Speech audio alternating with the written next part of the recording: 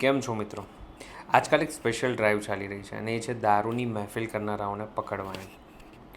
દારૂબંધીનો કાયદો આપણા દેશમાં ઘણા સમયથી, આપણા ગુજરાતમાં ઘણા સમયથી અમલમાં છે, પણ તોય ઘણું બધું દારૂ આપણે ત્યાં પીવાય છે યાર. આવો કાયદો શું કામનો? પહેલો તો સવાલ.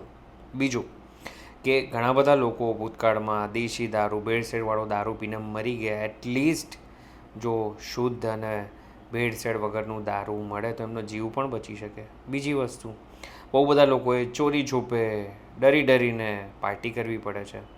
આજકાલ સોશિયલ ડ્રિંકિંગ બહુ કોમન થઈ ગયું છે અને એવરીવન નોઝ, પણ તે છતાં બી બધાએ ડરીને કરવું પડે છે.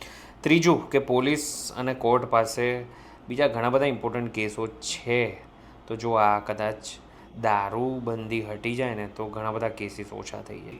કે યાર તમે લાવો ને એવા કડક કાયદા કે દારૂ પીને કોઈ ગાડી ચલાવે, દારૂ પીને કોઈ છેડતી કરે, દારૂ પીને કોઈ બબાલ કરે, ઘરકંકાસ કરે, કડકમાં કડક સજા આપો. મોસ્ટ વેલકમ આવા કાયદાને. પણ યાર, ગાંધીનું ગુજરાત કરીને આપણા ગુજરાતમાં ખૂબ દારૂ પીવાય છે અને સરકાર, તમને ખબર છે ને મને ખબર છે કે લોકો દારૂ પીવાના બંધ કરવાના નથી.